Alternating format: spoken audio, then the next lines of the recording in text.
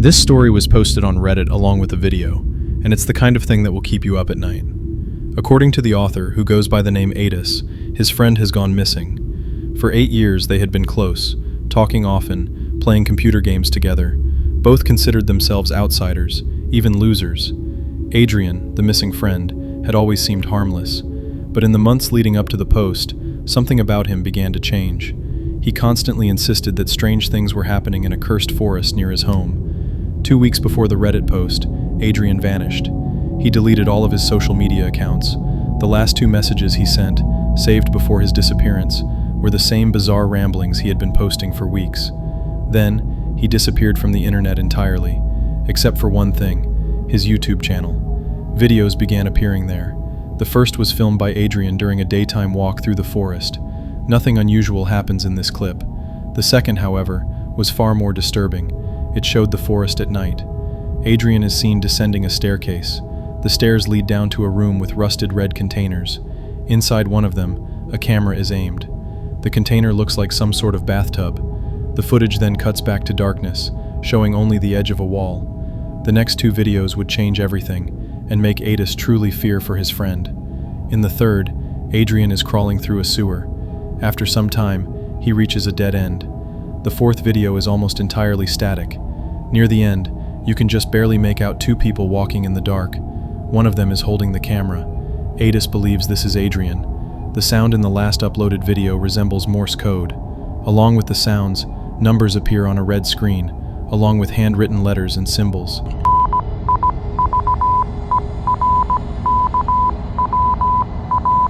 Adis says that he and another mutual friend, Lewis, plan to go searching for this place and investigate the strange events. They even managed to decode the Morse code message, River Kwai. That's a river in Thailand.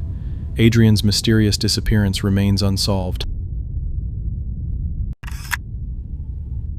In August 2008, 4 teenagers vanished in Melbourne, Australia. That November, local search teams discovered a video near an abandoned hospital. The footage was later aired on Australian news channels. It begins with the group driving along a highway before turning onto a dirt road. Eventually, they stop and get out. Using your in? Are you in? Trespass. Alright, let's go in. Alright boys, let's... I'm not using it. You guys live in Australia, man. Alright, get I'm not turning back.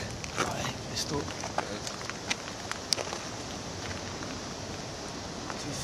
There's 2 fences. I'll fix the other one up.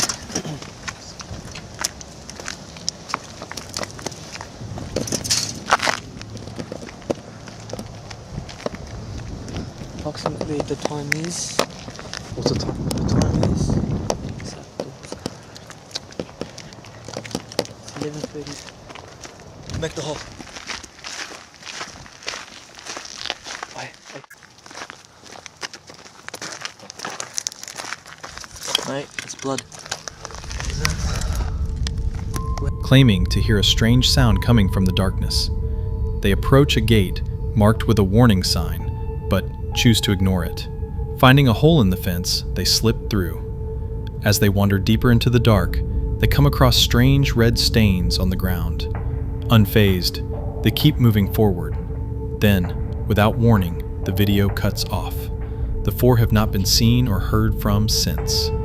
Their names remain listed on a Melbourne missing persons website to this day. On August 23, 1987, a pair of hikers set out on a trek south of the Junca Lake trailhead in the mountains near the small, winding town of Tabernash, Colorado. Along the way, they stumbled upon the wreckage of a crashed plane. The hikers reported their discovery to the authorities, prompting a thorough search of the area. During the investigation of the crash site, Colorado Deputy Sheriff Dale Wood noticed a VHS tape hanging from a tree. Much of the tape had unraveled and become tangled in the branches. He took it to be restored to a viewable condition. The footage turned out to be deeply unsettling. On the tape were the final moments of 2 men who had vanished 3 years earlier. On August 10, 1984, they had departed from Granby Airport, intending to land at Jeffco Airport in a small Cessna Bird Dog. They never reached their destination. Numerous search parties had been organized along their presumed route, but no trace of James and Ronald was ever found.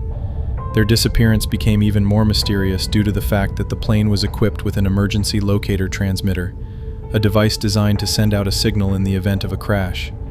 However, authorities never received any signal from it, and the case remained unsolved for nearly 3 years, until the hikers stumbled upon the wreckage, which in turn led to the discovery of the videotape.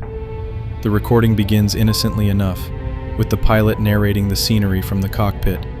But about 5 minutes in, it becomes clear that something is going terribly wrong, as the ground begins to rush closer and closer. Experts later analyzed the tape to determine what had happened, and concluded that the pilot had failed to account for density altitude before takeoff, causing the aircraft to collide with rising mountain terrain. The footage shows him attempting a sharp turn, but the engine stalls, sending the plane plummeting into the forest below. The tape also revealed why the emergency locator never activated. The plane flipped upside down just before impact, damaging the transmitter and preventing it from sending a distress signal.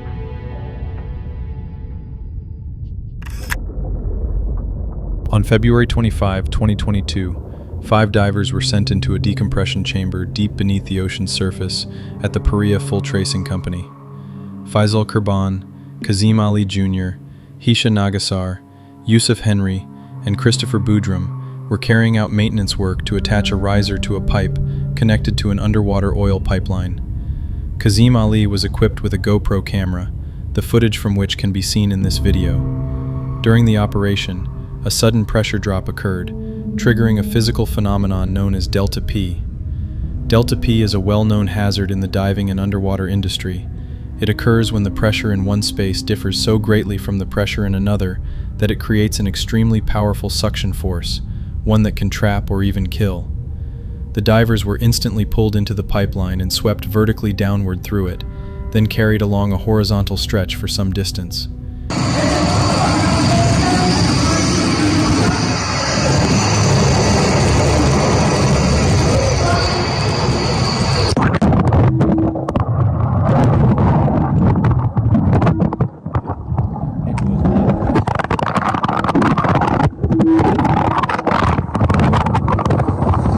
Inside the pipe, oil and sediment formed a layer about 6 inches thick, and the pipe itself was roughly 28 inches in diameter. As Christopher and Faisal began moving through the pipe, Christopher noticed that the fluid level was rising the further they went. He realized the danger. They could become fully submerged if anyone kept advancing. Lying on his back, without breathing gear and unable to see, Christopher bravely went under the liquid and, by pure luck, found 2 scuba tanks that had been sucked into the pipe along with them. Once equipped, Christopher and Faisal were able to navigate underwater through the oil-filled section of the pipe until they reached another air pocket. At this point, Faisal told him he could go no farther due to his broken limbs. I'm going to move further like this. There's a lot of water ahead. When you have 2 tanks, you're not sure if the tank's full. I make them understand the situation. Christopher pressed on alone, promising to send help as soon as he could. After many hours, Christopher reached a bend in the pipe where he could move vertically before hitting a dead end. There, he began banging on the pipe. A diver outside heard the sound, and the upper section of the pipe was opened, allowing Christopher to be rescued. He told those on the surface that the other divers were trapped a short distance below and were still alive, urging them to mount a rescue. However, after Christopher's extraction, officials refused to authorize any further rescue attempts. Later, autopsies revealed that the other divers had survived for 3 days after the incident. An investigation concluded that the pipeline's owner should face trial for gross negligence and manslaughter, as well as for the categorical refusal to permit a rescue operation.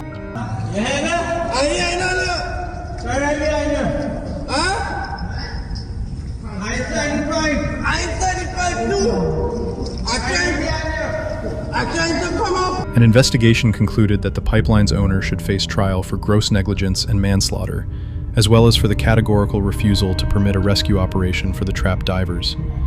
The camera containing this footage was later found at the bottom of the pipe. This video was filmed by Andrew Barra, a professional director known for historical action films. The footage was shot years ago, but was misplaced and thought to be lost, until it was unexpectedly recovered only recently.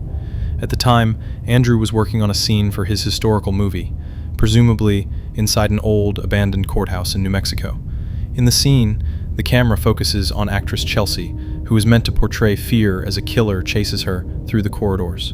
But her acting quickly shifts into something that feels real.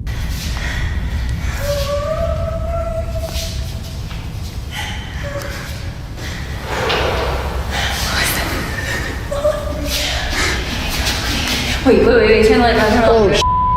Andrew and Chelsea were the only ones on the third floor of the courthouse when a sudden, loud door slam echoed from nearby, completely unplanned. Moments later, they both heard a faint whisper, as if it came from somewhere in the room.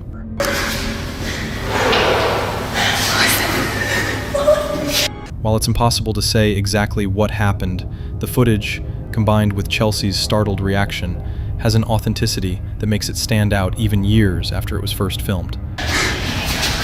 Wait, turn the light back.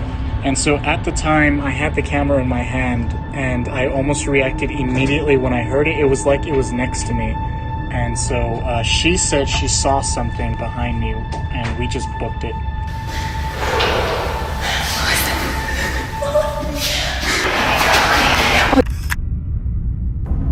On June 1st, 2024, a YouTube channel called Found Memories uploaded a video titled Tape 92, Found Footage of Jason Sleeping. It begins with the cameraman setting up a camera, pointing it at a sleeping child. Aside from the child rolling over a few times in his sleep, nothing else happens in the nearly 30-minute recording, not even any unusual background sounds. Yet, despite the lack of activity, there's something undeniably unsettling about it.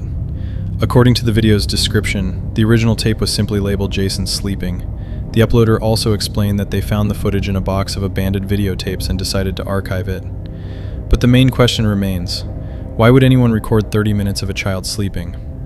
One possible explanation is that it was made by concerned parents wanting to watch their child sleep to see if he sleepwalked or talked in his sleep. Many commenters under the video agree with this theory. In the end, we can't truly know the motives behind this eerie video. Perhaps the channel owner's wish will come true, and one day Jason, or the person who filmed the tape, will stumble across it and reveal the truth in the comments. This lost airborne footage was uploaded 70 years later. If the claims are true, you're looking at a chilling, classified chemical experiment from the 1930s. In the clip, a strange chemical mixture quickly transforms into a dense wall of clouds hovering over the ocean. The footage feels unsettling and potentially dangerous to the environment. There's no sound, as cameras of the time didn't record audio. But it raises questions. What is this substance? Could it really be chemical in nature? And just how harmful might it have been to the environment? What do you think? This is the recovered video camera of a tourist who went missing in the Paris Catacombs. As you probably know, beneath the city lies a vast network of caves and tunnels containing the remains of around 6 million people, buried there centuries ago. Naturally, such a grim place has, over time, inspired countless legends. It's a place where the dead are not laid to rest in the ground but displayed openly, almost like a museum. In truth, this is the kind of place that should have been sealed off, filled in, and left undisturbed. But as we can see, the catacombs have become a tourist attraction. Not long ago, a video surfaced online in which documentarian Francis Friedland told local ABC Family News about a recording found deep within the catacombs. It's very bizarre.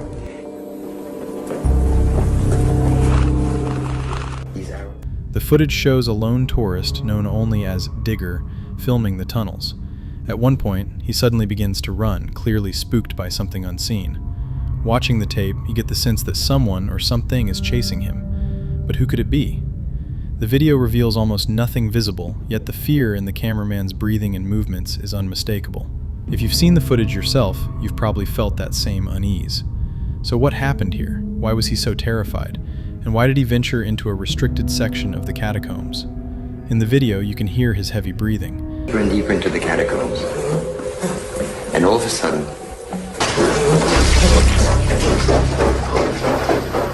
But because the tape was edited for a documentary, with narration and added sound effects, it's impossible to tell if there were other noises besides his breathing and footsteps. If we strip away the supernatural possibilities, One theory is that the man had a sudden panic attack brought on by claustrophobia, his imagination spiraling out of control. Once he started running, that familiar sensation kicked in, the one where you feel as though something is right behind you, about to grab you. You've probably felt it yourself. He may not have realized how far he'd gone, lost his sense of direction, and ended up deep in these dark, winding passages. Judging by the water on the ground, he had ventured far down into the lower, flooded sections. And deeper into the catacombs. And all of a sudden...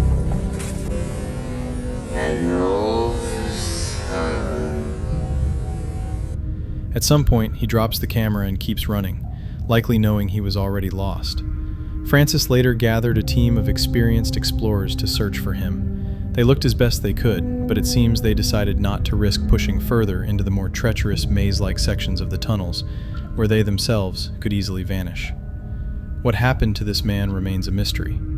If we set aside the paranormal entirely, the simplest explanation is that he got lost his mind, and died somewhere in the inaccessible labyrinth of the Paris catacombs. Even so, there are strange details in the footage. At one moment, just before the camera falls, dark, distorted shapes seem to pass over the frame, then vanish instantly. Then the camera hits the ground.